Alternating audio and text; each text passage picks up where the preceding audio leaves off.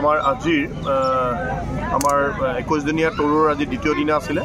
কালি আমি গোৱালপাৰাৰ ডিষ্ট্ৰিক্টৰ ভাটিকাৰ আমি 3টা ভাটিকা আমি ভিজিট কৰিছিলোঁ। আজি আমাৰ ধুবুৰী আমি 3টা ভাটিকা ভিজিট কৰিব আহিছিলোঁ।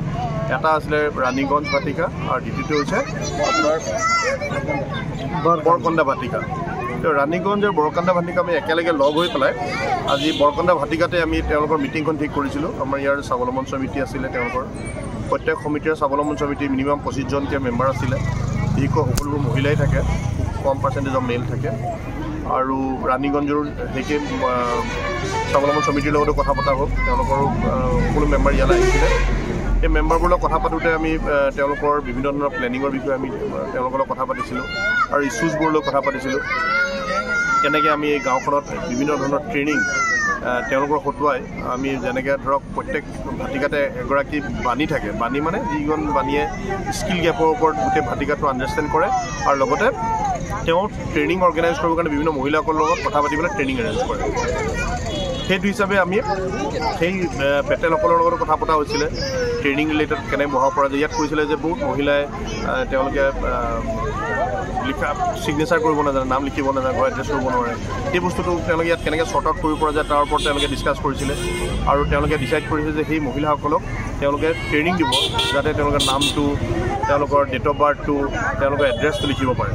তাৰ উপৰি আৰু বহুত ধৰণৰ এনেকুৱা ধৰণৰ ট্ৰেইনিঙৰ কথাও তেওঁলোকে কৈছে যে স্কিল ট্ৰেইনিঙৰ কথা কৈছে তেওঁলোকে কেনেকৈ আমি বিভিন্ন ধৰণৰ ৰিচোৰ্চ পাৰ্চনৰ থ্ৰুদি এই ট্ৰেইনিংও দিয়াব পৰা যায়। আজি আমাৰ 2টা ভাটিকাৰ মিলাই মিলি 40টা আমাৰ এনেকুৱা ধৰণৰ স্বাৱলম্বন আমাৰ বৈভৱী আমাৰ যিবোৰ মানে উদ্যোগী স্মল মাইক্ৰ' এণ্টাৰপ্ৰাইজেছ বুলি কয়, তেওঁলোকে আজি আহিছিলে। এটা বৈভৱী তেওঁলোকে 5গৰাকী মহিলা থাকে। বিভিন্ন ধৰণৰ প্ৰডাক্ট আমাৰ সাধাৰণতে গ্ৰাম্য অঞ্চলৰ মহিলাসকলে বনাইছিলে আৰু তাকে ডিছপ্লে কৰিছে আজি এই প্লেটফৰ্মখনত। ইয়াত অলমষ্ট আপোনাৰ 500 মহিলাৰ আজি ইয়াত প্ৰেজেঞ্চ হৈছিলে আৰু লগতে গাঁৱৰ বিভিন্ন ধৰণৰ মানুহ আহি পেলাই আজি বেচা কিনা পাৰ্টটো হৈছে। লগতে আমাৰ ইয়াত বিনিময় এটা ষ্টলো খোলা হৈছিলে য'ত আমাৰ মিত্ৰই সেই কামটো কৰে, মানে বিনিময় কথাটো কৰে। তাতো বিভিন্ন ধৰণৰ বিনিময়ৰ থ্ৰুৱেদি আজি বিনিময়ৰ বিষয়ে ৰাইজক অৱগত কৰোৱা হ'ল। বাকী বৈভৱীসকলৰ প্ৰডাক্টবোৰ ইয়াত তেওঁলোকে বিনিময় কৰিছে। লগতে আমাৰ বেংকৰ এজন CSP আমাৰ SBI ডিষ্ট্ৰিক্ট CSP আমাৰ বহিছে ইয়াত বিভিন্ন ধৰণৰ ট্ৰেনজেকশ্যন ৰিলেটেড পাৰ্টত তেওঁলোকে সহায় কৰিছে। আৰু লগতে আমাৰ বিশেষকৈ যেনেকৈ ইঞ্চুৰেঞ্চৰ ৰিলেটেড কথাৰ ওপৰত তেওঁলোকে অৱগত কৰিছে ৰাইজসকলক। কেনেকৈ এই অটল পেঞ্চন যোজনা কিমান ইম্পৰ্টেণ্ট হয় ৰাইজৰ কাৰণে, আমাৰ মহিলাসকলৰ কাৰণে APYটো কেনেকৈ কৰিব পৰা যায় যিসকল উদ্যোগী পৰিবাৰ হয়। লগতে PMJJBY যিটো আমাৰ ইঞ্চুৰেঞ্চ আছে, সেই ইঞ্চুৰেঞ্চটো কেনেকৈ ধৰণে ৰাইজে কৰিব পাৰে, ইয়াৰ পৰা বেনিফিট কি হয়। লগতে PMSBY যিটো এক্সিডেণ্টেল ইঞ্চুৰেঞ্চ হয়, সেই ইঞ্চুৰেঞ্চটো কেনেকৈ ধৰণে ৰাইজে লৈ কি বেনিফিট হ'ব পাৰে সেই ওপৰত অৱগত কৰোৱা হৈছে তেওঁলোকক। যাতে এইখিনি কৰিব লাগে বুলি কোৱা হৈছে তেওঁলোকক। লগতে আমাৰ ইয়াত যেনেকৈ বিভিন্ন ধৰণৰ উদ্যোগিক গোটবোৰৰ যেনেকৈ তেওঁলোকৰ পেকেজিং কৰাৰ ক্ষেত্ৰত আমাৰ ইয়াত আহিছিলে মেনেজিং ডাইৰেক্টৰ মিষ্টাৰ সত্য মিশ্ৰ।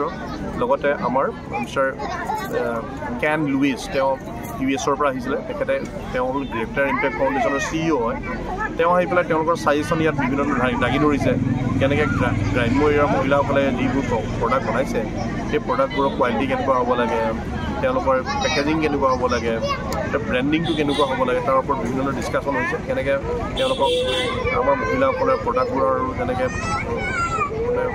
ব্যৱসায় উপযোগী মানে কৰিব পৰা যায় কেনেকৈ গ্ৰাম্য অঞ্চলতে বিক্ৰী হোৱাৰ উপৰিও তেওঁলোকে কেনেকৈ বাহিৰৰ ওচৰৰ বিভিন্ন জেগাবোৰত বিক্ৰী কৰিব পৰা যায় বিশেষকৈ আমাৰ যিবোৰ দোকান আছে আমাৰ গেলামালৰ দোকান আছে গেলামালৰ দোকানবোৰত তেওঁলোকৰ প্ৰডাক্টবোৰ কেনেকৈ ৰাখি পেলাই বিক্ৰী কৰিব পৰা যায় তাৰ ওপৰতো ডিছকাশ্যন হৈছে আৰু এজ এ হোল আমি যি দেখিছোঁ বা যি আমি ইণ্টাৰেক্ট কৰি ইয়াত গম পালোঁ এই আপোনাৰ 40টা বৈভৱী মানে আপোনাৰ ধৰক পাঁচজনকৈ মহিলা থাকে 200গৰাকী মহিলাৰ লগত আমি ইণ্টাৰেক্ট কৰিলোঁ আজি সেই ইণ্টাৰেক্ট কৰোঁতে তেওঁলোকৰ বিভিন্ন ধৰণৰ সমস্যা আৰু তেওঁলোকৰ বিশেষকৈ বজাৰৰ কথা কয় তেওঁলোকে সেই বজাৰটো কেনেকৈ ধৰণে ইম্প্ৰুভ কৰিব পাৰি বজাৰমুখী কৰাৰ ক্ষেত্ৰত আমাৰ কিখিনি অসুবিধা আছে সেইখিনি কেনেকৈ চৰ্ট আউট কৰিব পৰা যায় কেনেকৈ তেওঁলোকৰ পেকেজিংবোৰত আমাৰ দেখা গৈছে যে যিবোৰ FSSAI লাইচেঞ্চৰ কথা লৈ পেলাই বহুতখিনি কথা তেওঁলোকৰ লগত ডিছকাছ কৰা হৈছে আৰু এই হয়তো যিখিনি অসুবিধা হৈছে তেওঁলোকে এইখিনি খুব সোনকালে তেওঁলোকে এইবোৰ ৰেক্টিফিকেশ্যন কৰিব তেওঁলোকে আৰু তেওঁলোকক এটা এনেকুৱা ধৰণৰ প্লেটফৰ্মক আমি দিছোঁ যাতে তেওঁলোকক কনফিডেণ্ট বাঢ়ে আমি বিভিন্ন ধৰণৰ লোন তেওঁলোকক প্ৰভাইড কৰা হৈছে যেনেকৈ ধৰক আমি বিভিন্ন বৈভৱী গ্ৰুপবোৰক আমি তেওঁলোকৰ বিভিন্ন ধৰণৰ ৰ মেটেৰিয়েলছ কিনাৰ পৰা তেওঁলোকক বিভিন্ন ধৰণৰ মেচিন লগাৰ ক্ষেত্ৰত আমি তেওঁলোকক সেই মেচিনৰ ৰিলেটেডৰ কাৰণে লোন দিয়া হৈছে ক'ৰ পৰা কিনিব লাগে সেইখিনিও তেওঁলোকক গাইড কৰি দিয়া হৈছে এইবোৰ প্ৰডাক্টৰ কেনেকৈ ট্ৰেইনিং ল'ব লাগে ট্ৰেইনিঙৰ ওপৰত তেওঁলোকক কৰি দিয়া হৈছে আৰু আমি এগ্ৰিকালচাৰ ৰিলেটেড লোনছ আমাৰ বিষয়ে কোৱা হয় তেওঁলোকে এতিয়া ষ্টেট বেংক অফ ইণ্ডিয়াই তেওঁলোকে এটা সকলো অল ইণ্ডিয়াত তেওঁলোকে ট্ৰাই কৰিছে কেনেকৈ গ্ৰাম্য অঞ্চলৰ প্ৰডিউচাৰসকলক লোনৰ পাৰ্টত তেওঁলোকক দি পেলাই কেনেকৈ বেনিফিট কৰিব পাৰে সেইটোও তেওঁলোকক জনাইছোঁ তেওঁলোকক আৰু মই ভাবোঁ আমাৰ এই যিটো প্ৰচেষ্টা আমাৰ এই প্ৰচেষ্টাই ক্ষুদ্ৰতম এটা পাৰ্টত আমাৰ গ্ৰাম্য এৰিয়াৰ যিটো অৰ্থনীতি হয় অৰ্থনীতিত ইম্প্ৰুভ কৰিছে অলপ মানে মহিলাসকল যেতিয়া আগবাঢ়ি আহিছে তেওঁলোকৰ যেতিয়া ইনকাম বাঢ়িছে আমি ভাবোঁ তাৰে এটা নিদৰ্শন বেলেগ ৰাইজেও মানে এই বস্তুটো অনুধাৱন কৰিব পাৰিছে বেলেগ গাঁওবোৰো সেইদৰে আগবাঢ়ি আহিছে কৰিবৰ কাৰণে আৰু এই যিটো মানে চেঞ্জ আমাৰ মহিলাসকলৰ আহিছে হয়তো সেই মহিলাসকলৰ সেই চেঞ্জে আমাৰ গাঁৱৰ অৰ্থনীতি যথেষ্ট টনকিয়াল কৰিব কামিং ডেইজত আৰু ইয়াৰ থ্ৰুদি আমি এটা খুব ভাল সুফল দেখিবলৈ ষ্টাৰ্ট পোৱা গৈছে আৰু বৰ ডাঙৰ সুফল আমি পাম ধন্যবাদ ছাৰ